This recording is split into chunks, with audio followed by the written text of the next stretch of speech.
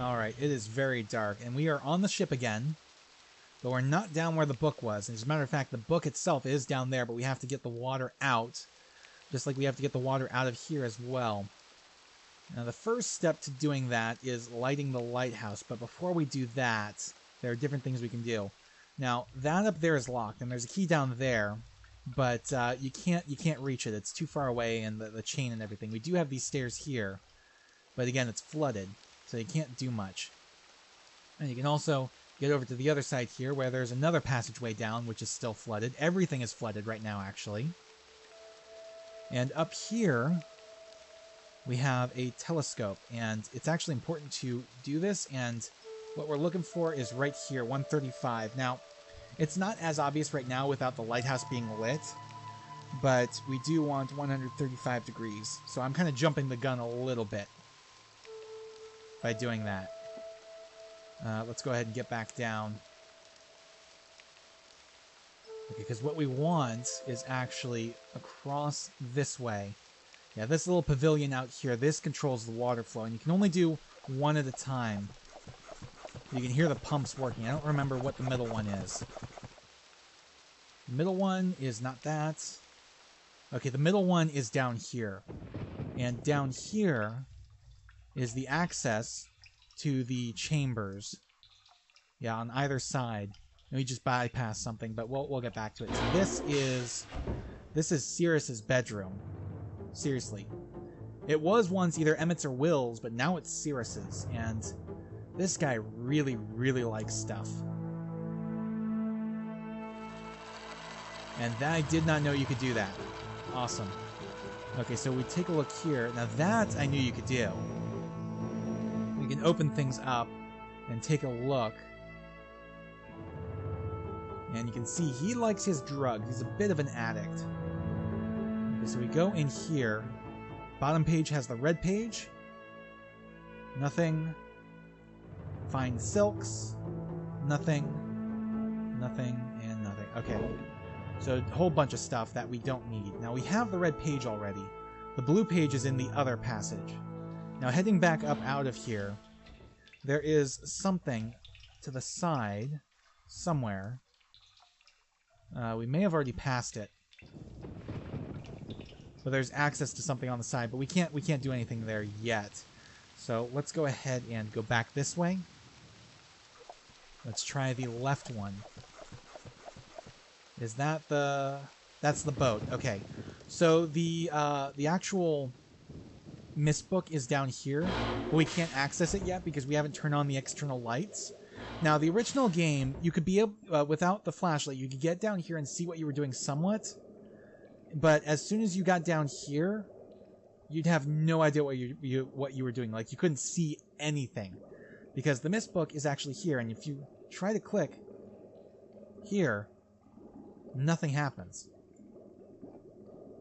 So it sort of breaks it in the fact that you can get down here, but you still can't get the MYST linking book until you solve the main puzzle. So let's go ahead and head back up out of here. It's the right side button that we need.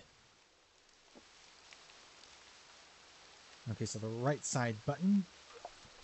There we go. That drains the lighthouse. Yes, each button drains one segment, and you can only drain one at a time for some reason. It kind of sucks, but you know, that's the way it is. So what you want to do is come down here. There we go. And from here, you want to drain out the water from the chest. And then once it's done draining, you want to close that again, because the chest is made of wood, and it's full of air now instead of water. There we go. So now, if we flood this place again, and I think it's the middle one we want now. Yeah, it should be the middle one we want.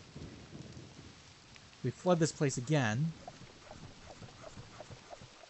we will be able to go back and unlock the chest, which is now floated to the top with this key.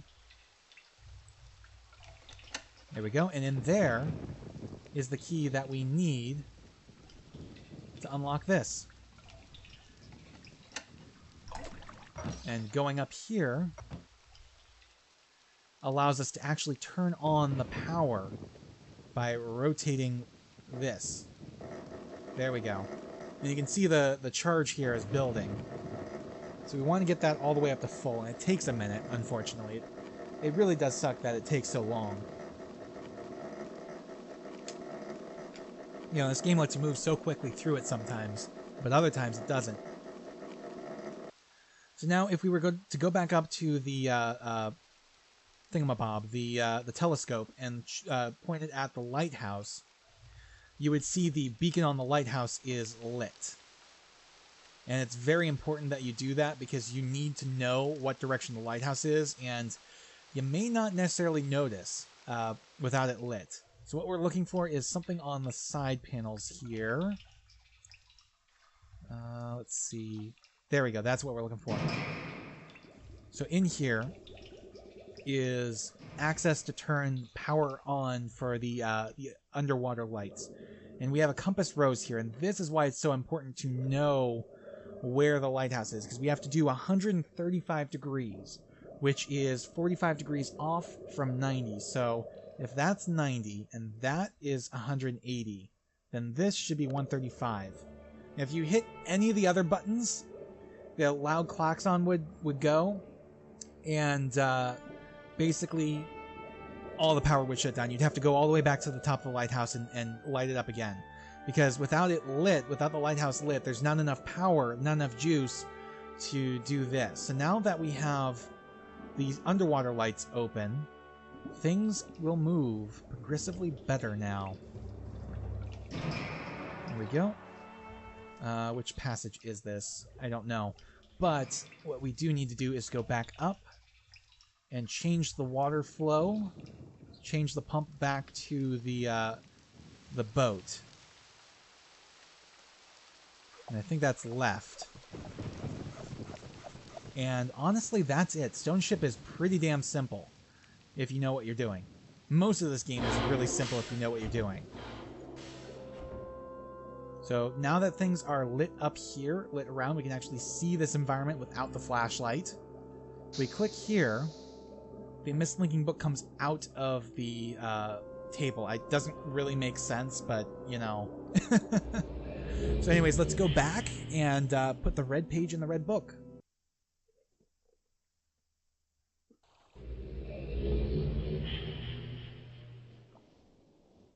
All right. So we're back in the library, which lets us do this. Have returned. Additional page.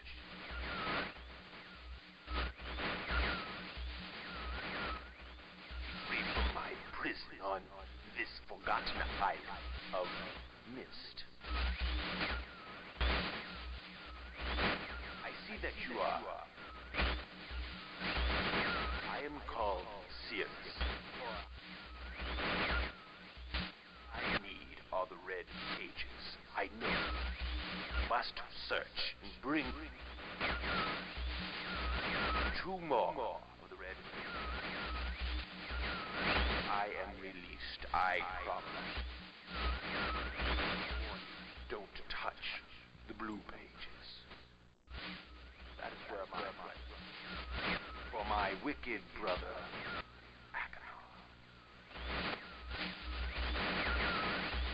he is a man of distorted mind and senses. He disgusts me. Do not release Aknar. Thirst for destruction is not never ending. Bring the red paper. Beg you please release me from this prison. I promise you will be greatly rewarded. You must help me. Help me.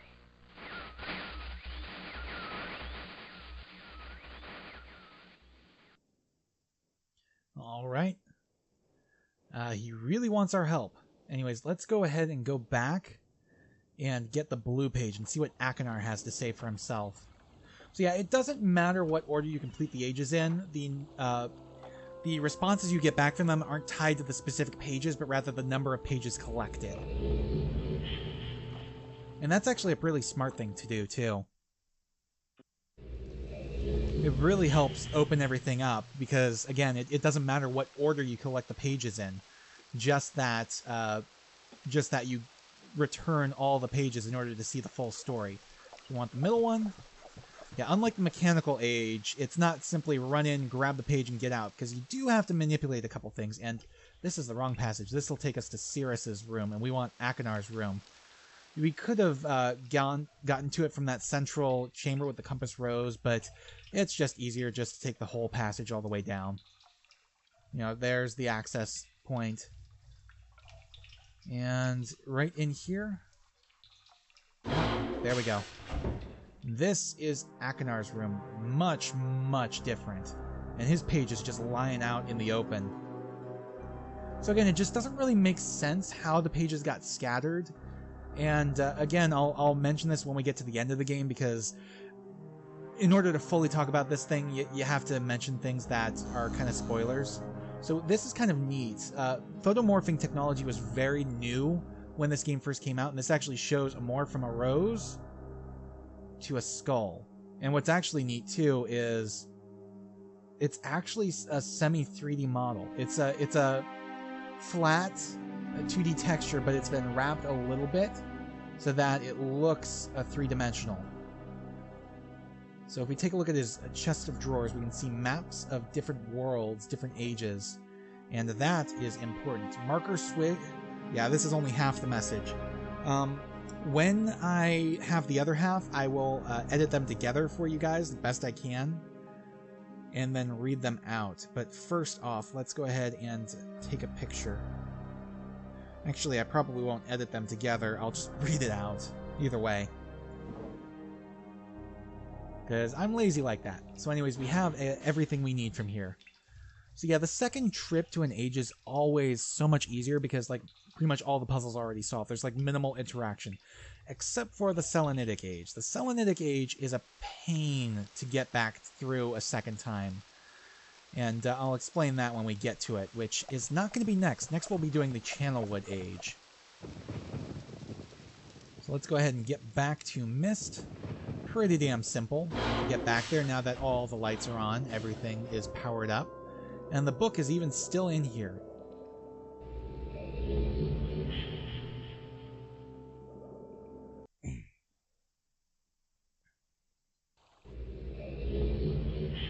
You know, we are just breezing through this game. We've only been at this for a little over an hour. Alright, come on. Ah, good. Still more blue pages, you father. Bring more.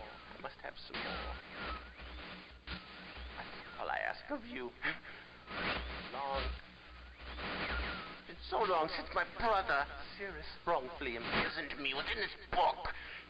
Stupid schemes. Pretty speech. It's been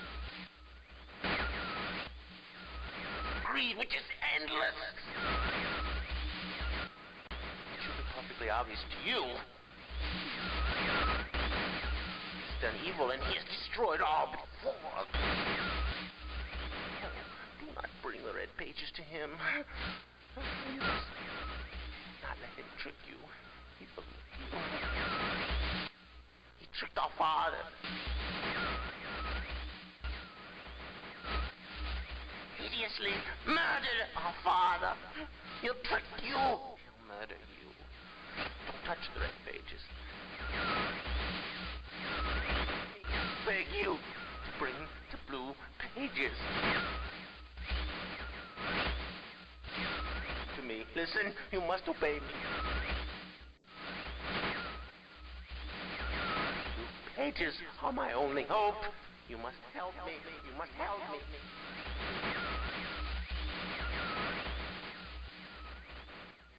So you may not realize this if you were only collecting one color of pages, but Cirrus blames Akinar for his imprisonment, and Akinar blames Cirrus. So, which is it? One of them's lying, right?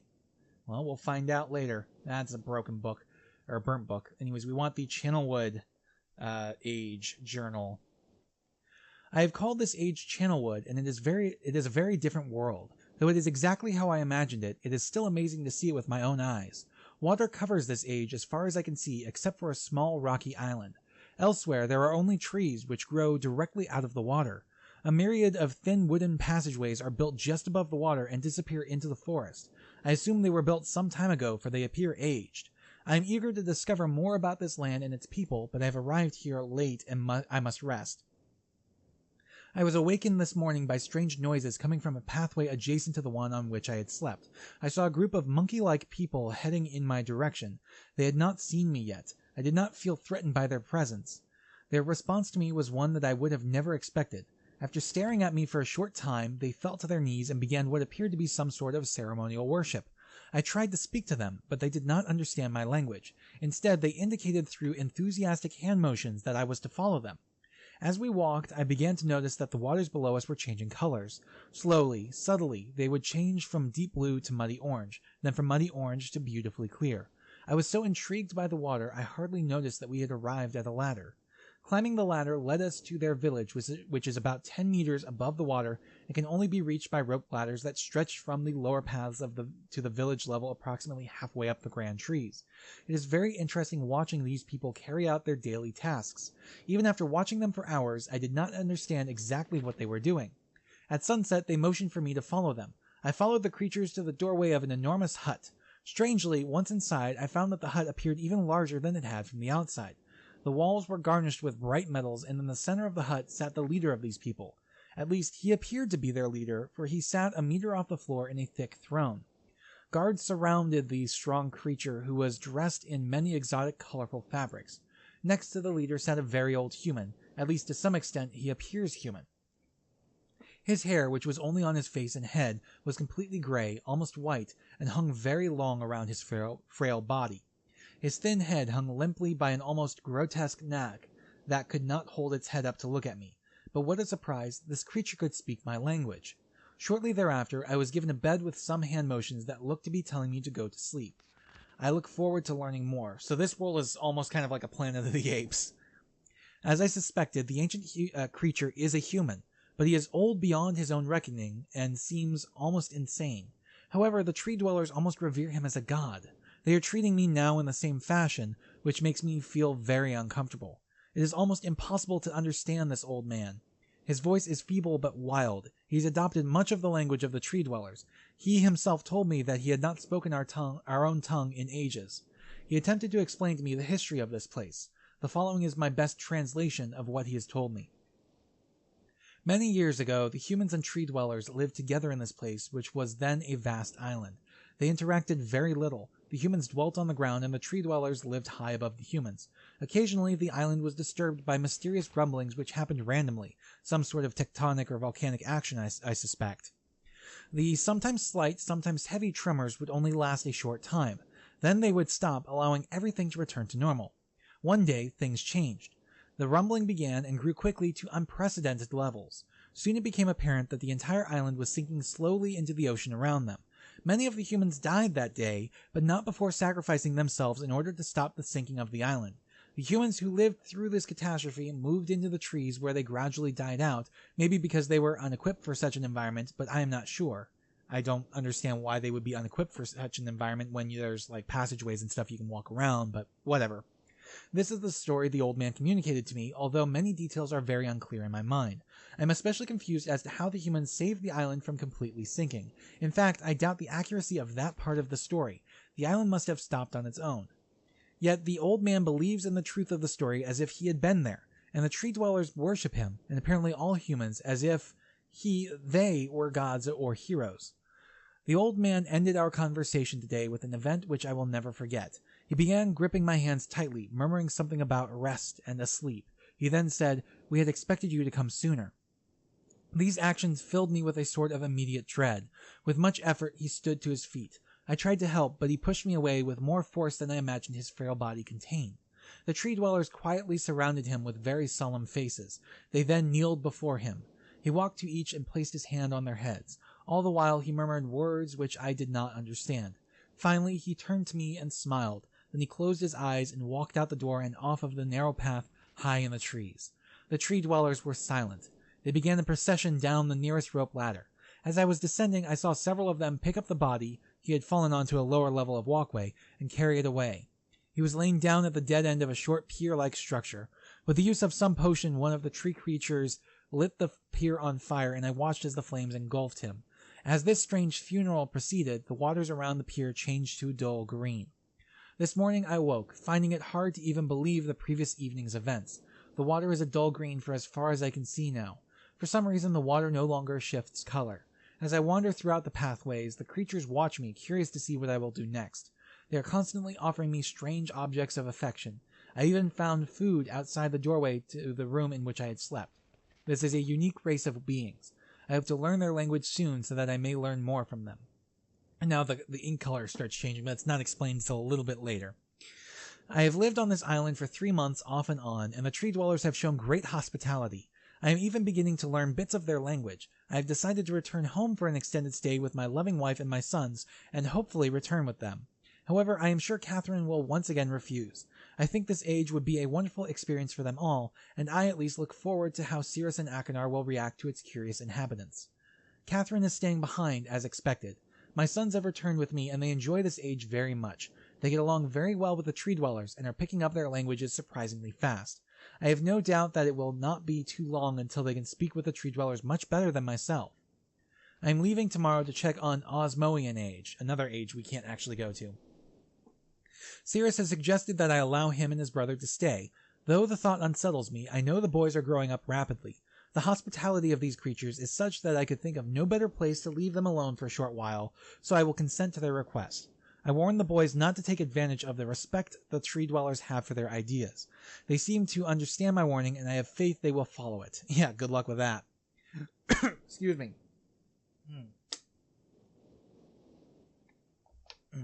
Anyways, I had to get some water there. Much to my dismay, upon arriving in Everdunes, I learned that Pran and her people are continuing to be menaced by the Choctic. I fear for their survival and plan on returning to her shortly after checking on Cirrus and Achenar here. See Everdunes Journal for more information. Unfortunately, we can't because that's one of the journals that was burned. After watching Cirrus and Achenar, I see they are handling things very well, and I think I can put to rest any fears about leaving them in Channelwood again, and for a little longer time. There we go. The tree dwellers seem slightly distressed that I am leaving, but are happy that Cirrus and Achenar are staying behind again. I've been gone for over 3 days and have been to many different places. I had to tell Cirrus and Achenar about Pran's death today, and they were visibly shaken, although they only remembered her from their childhood. Catherine has suggested that it would be wise for Cirrus and Achenar to leave Channelwood for a while, and I have to agree. They will be returning with me when I leave again. I have told my sons that they will be returning with me in 2 days. They spent the entire night telling me of an adventure they experienced in my absence, and it was rather remarkable. It seems they constructed a boat with the creatures and traveled some ways out into the surrounding waters. I enjoy hearing them talk excitedly of their adventures and am reminded of my own adventures as a child. I finally understand why the tree dwellers have been giving me their many inks and insisting I write with them. Looking through some of my past entries, I see now that the inks have changed from the black I thought they were to various different colors. I have shown some of the creatures my journal, and they laughed and howled. I did not know they had such a sense of humor. Even now, as I look through this very colorful journal, I cannot help but laugh myself. So there's the explanation for the different colors. We will be returning tomorrow, so my sons are with the creatures for the last night here. They have told me they would like to come to Channelwood again, and also asked if they can visit some other ages alone. Though I will have to think over their request, I believe they have proven to me that they are trustworthy and responsible. Catherine will also have to help me decide whether they are ready for travel alone. For now, I must give my farewells to the creatures, for I do not know how long it will be until I visit this age again. So here we have a proto-map of the Channelwood Age, which is actually pretty damn useful in the original version of the game. This one, not so much, because you can free roam. Anyways, that's the end of the Channelwood Journal, and it's time to turn the rotation. There we go. And it may as well be time to mention a fan theory whoops, wrong button. fan theory I've had for years, which I don't think quite pans out, but when I was younger, it made perfect sense to me. So if you noticed, pretty much every single age we go to, Mist, Stoneship, Mechanical Age, Channelwood, even Selenitic, pretty much every age we go to from the original Mist is an island of some sort. Now, that could just be due to technical limitations of the time. It was easier to render islands than it was to try to render a full environment. But my theory when I was a kid was always that, well, there are called ages. So you can see, taking a look at the trees, that's where the book is. So they are called ages. What if they aren't simply different worlds, but different periods of time for the same world? And that always intrigued me as a kid, but I don't think it quite pans out, especially with the later games. So 724, write that down. That is our key in order to access the Channelwood Age. Come on, there we go. Wrong button. There we go. So first up, we want to go back down and exit the tower.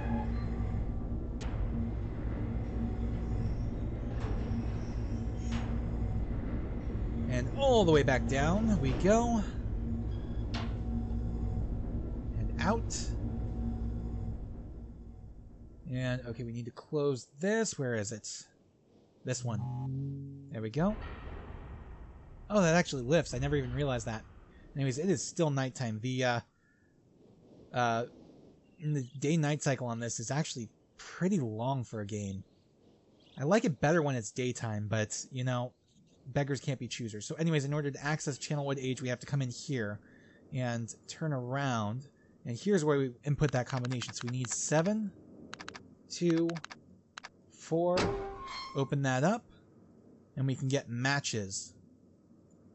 We can only carry one at a time. But if we... Oh, I need to open this up first. There we go. And now... Come on. Where do I put the match?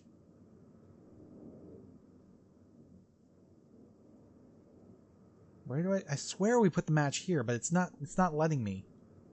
What the hell's going on? Oh, I gotta strike the match, duh. There we go. Now it's lit.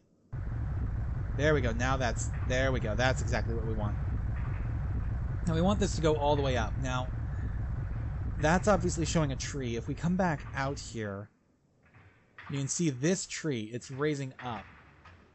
You can actually ride that up if you get into it soon enough, but what we want to do is we want it up high enough to give us a delay to get back out there quickly.